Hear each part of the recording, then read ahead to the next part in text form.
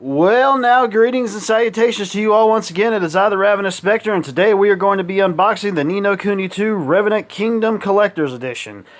They actually had this on sale on Amazon's website. I paid like $50-some for it. The original price for this thing was like $130. So what's funny about this game is the fact that I basically bought this game 3 times.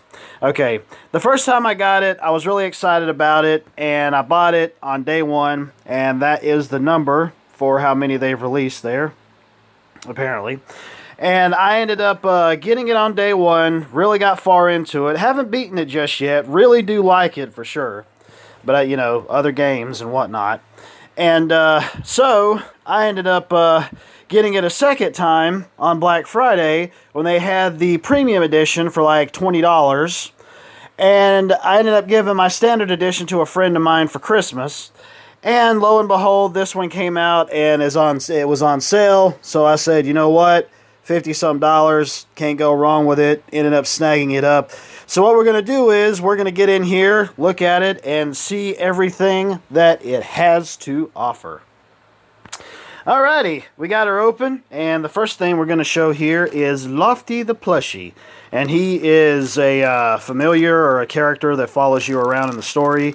Really cute, funny kind of guy, and yep, he's a plushie. He's a squishy plushie. Don't know exactly what I'm going to do with him. Probably just set him up and have him stare at me with his empty, dead eyes. With his blank stare. Yeah, anyways. But yeah, seems like they got it packed in here pretty good. Let's see here. We got the game, obviously. The collector's edition. I don't really know if there's anything extra that they ended up adding inside of this in particular. Or if it was the fact that it's just the same as the standard edition, it just says collector's edition, so I'll look into that. And, of course, we have the steelbook here, which is also the same steelbook that I ended up getting with the premium edition. And inside here, we have, let's see, the musical CD collection, or music CD collection. I'm wondering if this actually has the entire soundtrack, which, for people buying this for the original price of $130, it damn well better.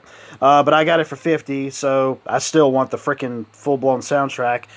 So it's a CD collection, so I'm hoping it has all the music on it. The other one did not. It just had a handful. It had like 5 tracks or something on it, which was a freaking rip-off. And it didn't even have names for the friggin' songs either, I don't believe.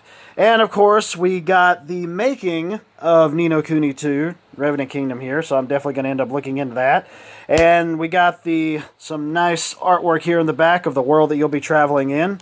And I really need to get back to going and playing this again, because I don't know how far I am to completing it, but I have put a whole lot of time into it for sure. So definitely going to look into both of these for sure, especially the making of, and of course the music CD soundtrack thingy. And we have a box, I think. Let me open her up here and see what's inside. Open sesame seed bun. Empty! Okay, well, hell with it.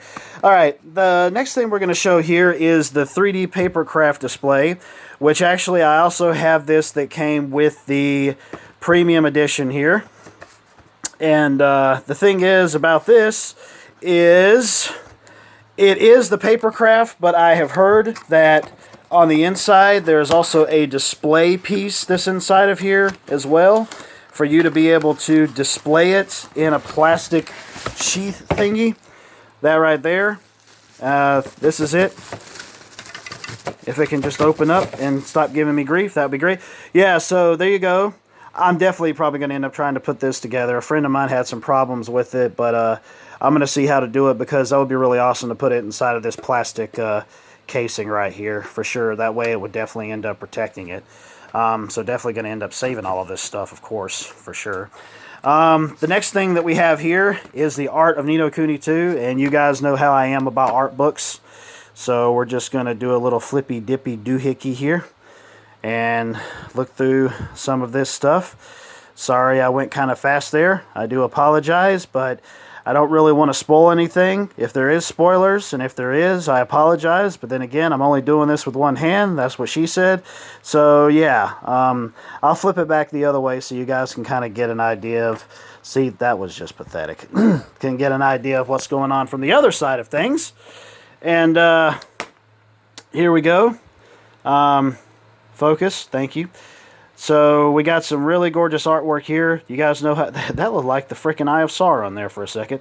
You guys know how I am about art books. I really do love art books. I think that's probably two of the main things that I really do like about collector's editions of games is art books and soundtracks. If I can just get both of those, I mean, yeah, a poster would be cool, but the main thing that I'm really focused on is art books, knowing I should say I'm an artist myself, but I haven't drawn in a long time. I'm a creative personality, I guess you could say, on top of the fact that I also write as well from time to time. So, but yeah, definitely going to get down to looking at that a whole lot more for sure. It's got definitely got some good weight to it. And of course, one of the big old mamma jammas here, the main thing that takes up probably 90% of the friggin' box, is the chibi diorama. And, oh my God. And, so, oh my God. Oh, sweet baby Jesus. Anyways. But, yeah, so, all around the front, I guess I'm going to show just all the front and the sides and the back of this thing. But, give me a moment while I put her together. And as you can see right here, ladies and gentlemen, we have the diorama right here for the Ni no Kuni 2 Revenant Kingdom. And it just stopped, I guess because I had the thing wound all the way up. But there is a little thingy that's underneath where you wrap it, you turn it all the way around like a music box thingy, and there's some magnets that's on the inside of this thing. And everything stays still except for like the two little summon thingies. I think you summon these little things in battle as well. And they just kind of rotate all around the battlefield here. So yeah, definitely a nice little extra piece that you can end up displaying if you choose to do so. But yeah, so hang on a second, I'm going to wind this up again. Alrighty, there we go. They are moving once again. And the magnets on the bottom is the things that end up causing this stuff to pull around like it does. Really cool and interesting little detail. I think I might have had it wind up a little too much, so maybe that's why it kind of stopped like it did. Or maybe it only does it so much to the point and then it just stops. I thought there was like batteries or something in it, but apparently there's not. Well, yeah, there is batteries in it, obviously, if it's working like it is, but I thought maybe you'd have to put batteries in it in order to make it work, but luckily it ended up coming with it, and for the original price that it was selling for, I wouldn't doubt that at all. So, yeah, we're going to go get a little bit more of a closer look at this thing.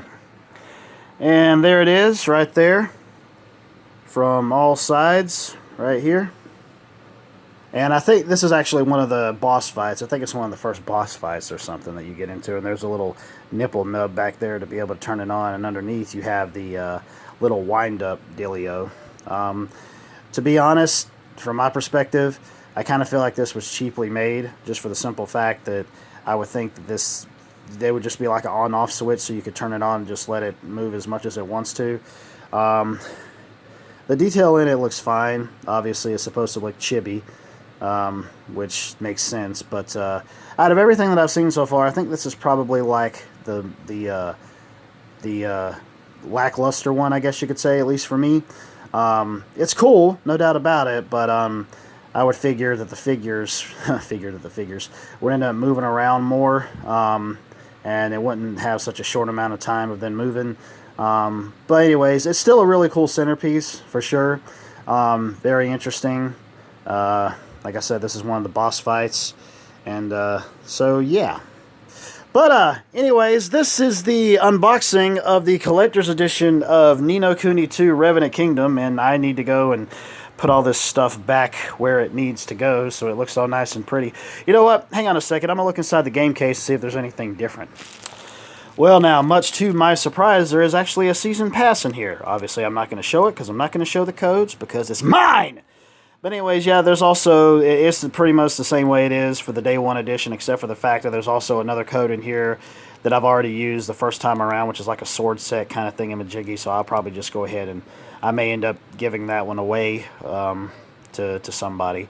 But anyways, yeah. So this is the collector's edition, as I mentioned before. And there we go. And I'll go ahead and end this like I always do. Later, taters.